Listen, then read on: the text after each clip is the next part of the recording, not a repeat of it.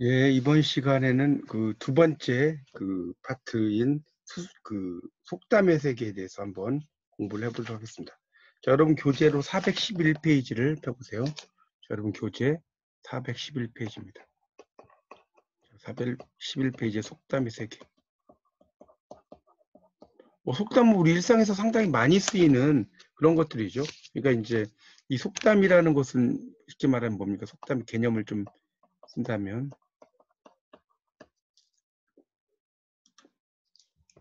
자, 속담의 개념은 세 가지 정도가 있겠죠. 첫 번째를 한다면 일상생활 속에서 생성된 관용 표현의 하나다. 관용 표현의 하나. 이렇게 이야기할 수 있겠고요. 그럼 두 번째로는 뭐겠습니까? 보편적인 의미를 강조하기 위해 사용된다. 이야기할 수 있고요. 세 번째는 일정한 기능을 갖는 말이다.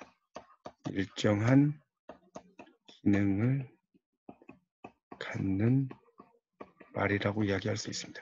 이게 이제 속담의 개념이라고 볼 수가 있겠습니다. 그리고 이 속담의 그 특징이 있죠. 속담의 특징. 속담의 특징을 이야기한다면 첫 번째는 이제 사회적인 소산이다라고 할 수 있죠. 우리가 사회에서 이제 같이 가지고 있는. 두 번째는 민중의 산물. 자, 이 속담이라는 것은 민중의 산물이다라고 할 수 있어요. 민중들이 이제 의해서 낳는 거죠. 그럼 세 번째는 향토성을 반영해요. 그 지역의 특성이 있죠. 향토성을. 네 번째는 시대상을 반영하죠. 그 당시의 시대상. 이걸 이제 반영할 수가 있겠죠. 그럼 다섯 번째는 속담의 형식은 간결한 것이 특징이다. 속담의 형식은 간결한 것이 특징이에요.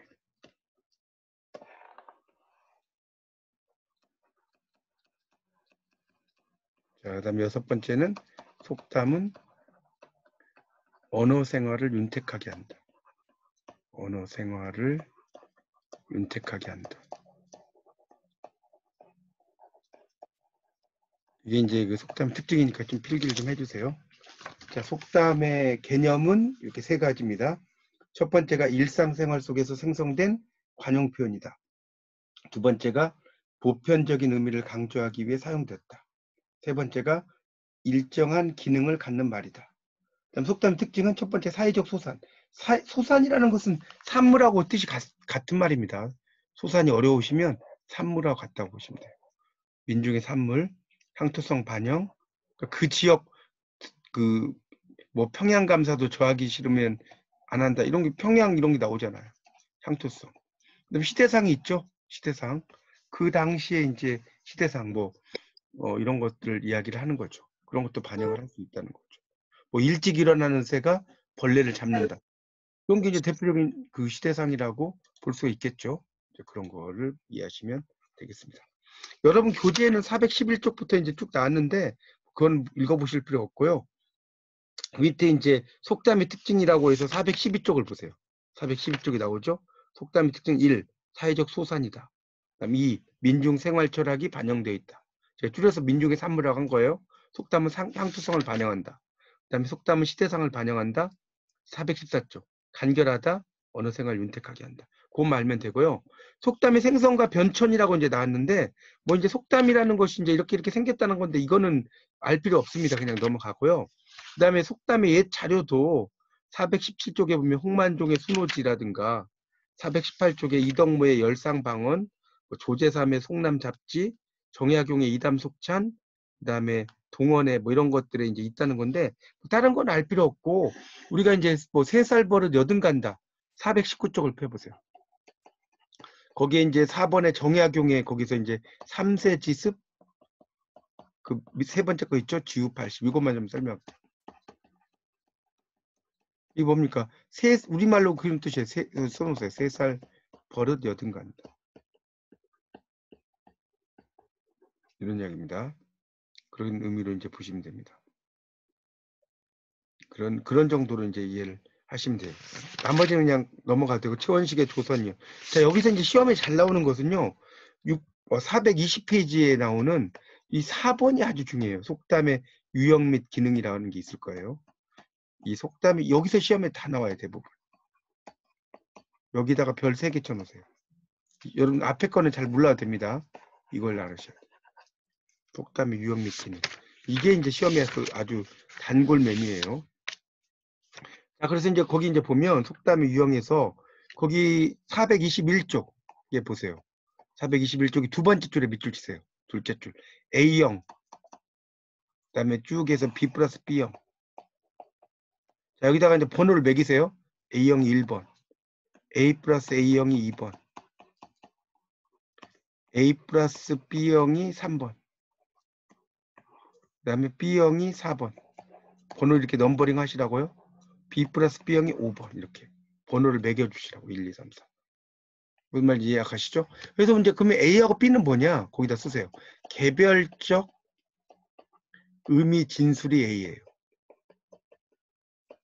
그리고 일반적 의미 진술이 B예요.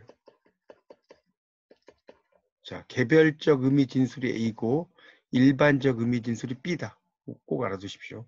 개별적 의미 진술과 일반적 의미 진술을 이제 A와 B라고 이야기하는 거다. 자, 그렇게 필기하십시오. A라고 A 플러스 A형이면 개별적 의미 진술. 그다음에 A 플러스 B형이면 개별적 의미 진술과 일반적 의미 진술을 이렇게 이야기하는 것이다. 그걸 좀 염두에 두시고 좀 들으시면 좋겠습니다. 자, 그럼 이제 하나씩 보죠. 자, 이 책에서 A형으로 설명된 것 중 셋을 비교하자. 그래서 같은 값이면 다홍치마라고 나오죠. 지금 421쪽에 같은 값이면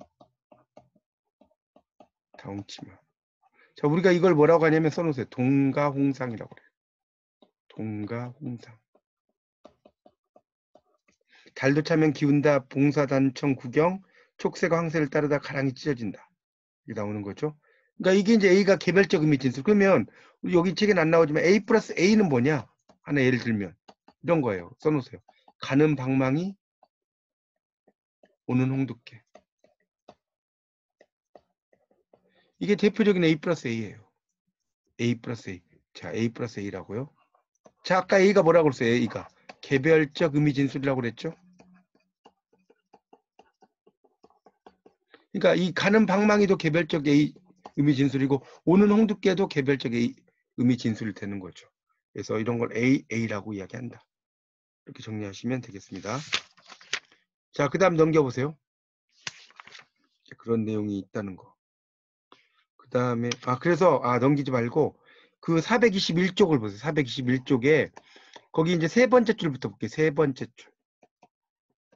자, 이제 이게 되게 중요합니다. 밑줄 치세요. 열소경의 한막대 거기 나오죠. 열소경의 한막대는부터 쭉 해가지고 B 플러스 B형이라는 것이다. B 플러스 B형이라는 것이다까지 밑줄 치라고요. 쭉 해서. 그러니까 이제 하나씩 보면 열소경의 한막대는 A형, 개별적 의미 진술이에요. 작아도 콩쌀아기, 커도 콩쌀아기는 A 플러스 A형. 똑같은 거니까. 열길 물속은 알아도 한길 사람 속은 모른다. A 플러스 B형. 그렇죠. 열길을 물속은 알아도는 뭡니까? 개별적인 의미 진술이잖아요. 한길 사람 속은 모른다. 일반적 의미 진술이잖아요. 그렇죠. 장작불과 계집은 수석이면 탈난다. 이건 B형이죠. 왜 그러냐면 이거는 개별적인 게 아니라 일반적인 의미 진술이잖아요. 장작불. 또 밤잔 원수 없고 날샌 은혜 없다. 이것도 일반적인 의미 진술이 두 개가 나왔잖아요. 이럴 때는 B 플러스 B형이다. 그렇게 이해하시면 됩니다. 그러니까 개별적인 의미 진술과 일반적인 의미 진술을 잘 알아두시면 되는데 그러니까 개별적인 의미 진술은 쉽게 말하면 이렇게 생각하시면 돼요. 개별적인 의미 진술은 그 사람이 아닌 것을 이야기한다고 생각하면 돼요. 여러분 헷갈리시면 사람이 아닌 것을 이야기하면 개별적인 의미 진술이고 이게 사람과 연관돼 있다. 그러면 일반적인 의미 진술로 이해하시면 좀 더 쉬울 것 같아요. 이해가세요? 그러니까 열소경의 한막대 사람이 아니니까 A형이에요. 작아도 콩쌀아기, 커도 콩쌀아기는 사람이 아니죠. 이게 두 개 나왔죠. A 플러스 A. 열길 물속은 알아도 사람이 아니죠. A. 한길 사람 속은 모른다. 사람 들어갔죠? B. 장작불과 계집은 수석이면 탈난다. 이렇게 나왔지 않습니까? 이거는 이제 계집이라는 사람이 들어갔으니까 B형이에요. 밤잔 원수 없고 원수도 사람이잖아요. 그렇죠? 그러니까 B형이고 날샌 은혜 없다. 은혜도 사람에게서 은혜가 나오는 거잖아요. B. 그렇게 이해하셔도 좀 쉬울 것 같습니다.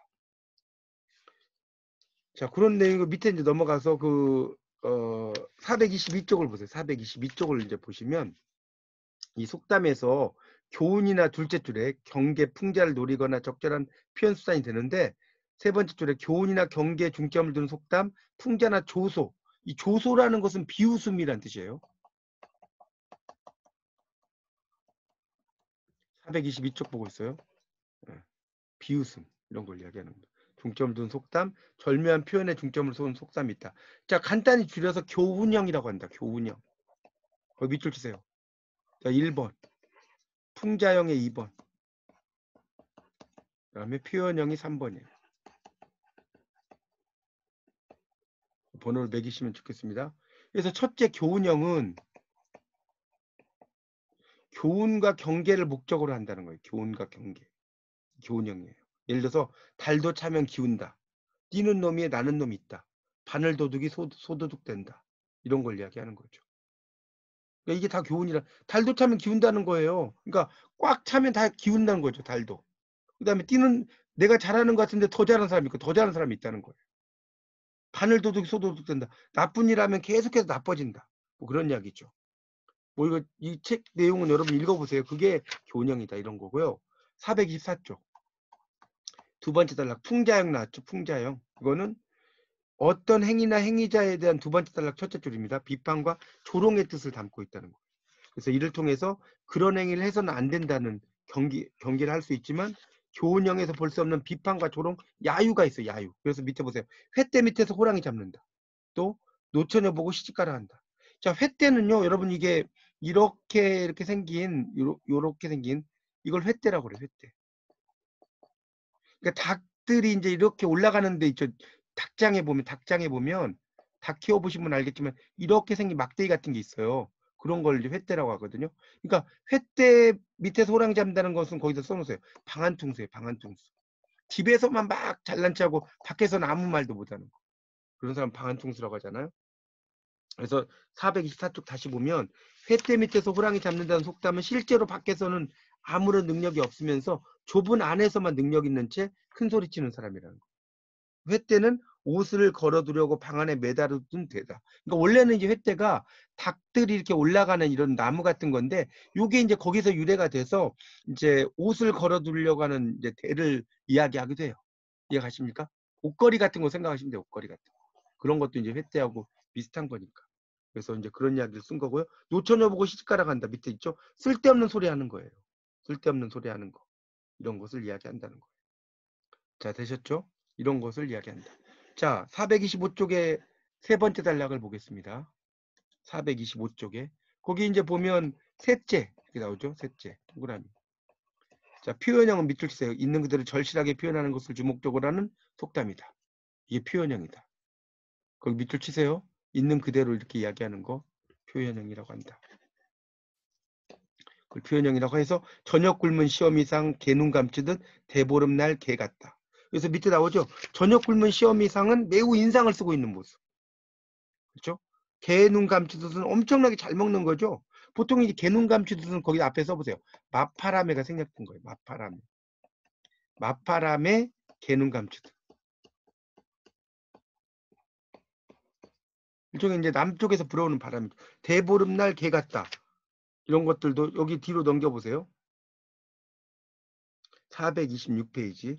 거기 두 번째 단락에 보면 개 보름 새듯 이렇게 나왔죠?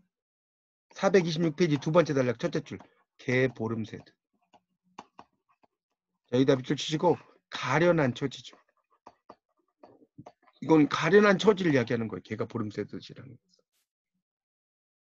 그래서 대보름날 달이 돋을 때까지 개에게 먹이를 주지 않는 풍습이 있어서 대보름날 개 같다 하면 딱한 시세다 설명을 하고 있습니다. 그래서 이제 시험에서는 다시 설명드립니다. 어떤 게 교훈형이고 어떤 게 풍자형이고 어떤 게 그 그러니까 표현형이고 어떤 게 교훈형이고 어떤 게 풍자형인지 이런 걸 잘 알아두세요. 교훈형이 뭐고 표현형이 뭐고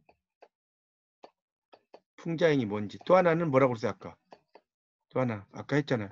A형, A 플러스 A형, A 플러스 B형, B형, B 플러스 B형. 이런 얘가 속담의 얘가 어떤 건지. 이게 시험에 단골로 나와요. 다른 것보다. 그것만 여러분이 알아두시면 속담은 끝납니다. 이거 이제 속담의 문학적 의의는 뭐 여기 이제 막 어쩌고저쩌고 나왔는데 결국 속담이라는 것은 이제 뭐냐 그런 걸 통해서 이제 그 속담을 통해서 이제 그 비유 이런 것들 상당히 알 수가 있다는 거죠. 속담을 통해서. 거기 429쪽을 펴볼까요? 429쪽을 펴보시면 거기 둘째 줄 보겠습니다. 둘째 줄. 자, 속담에서 읽어낼 수 있는 속담 향유층의 사고나 정서의 일단을 살펴보자 밑줄짝. 그러니까 그런 향유층이라는 거예요. 향유층. 두 번째 줄에. 향유층이라는 건 누리는 계층이라고 썼어요. 누리는 계층. 향유층이라고 하거든요. 속담을 누리는 계층이 사고, 생각이 있다는 거예요. 속담을 읽어보면. 아시겠죠? 거기 이제 밑에 나오죠. 뭐 사못은 도둑놈, 관찰사 닿는 곳에 선화당, 만만한데 말뚝 박는다. 해가지고 쭉 나오는 거 있죠. 이런 것들이 이제 그 당시에 사람들의 어떤 이야기가 있고요. 430쪽을 보면 첫째 줄에 첫째 줄에 인구의 회자라는 것은 이거 한자로 좀 써볼게요. 회자가 이렇게 써요. 회자. 그러니까 회자가 이게 회자예요. 이거 한자 좀 써주세요. 회자. 사람의 입이죠. 인구는 사람의 입. 회자라는 건 뭐냐면 이게 회자가 날고기 회자고요. 자는 구운 고기 자자예요. 그러니까 사람 인구에 해자한다는 건 뭐냐? 사람의 입에 오르내린다.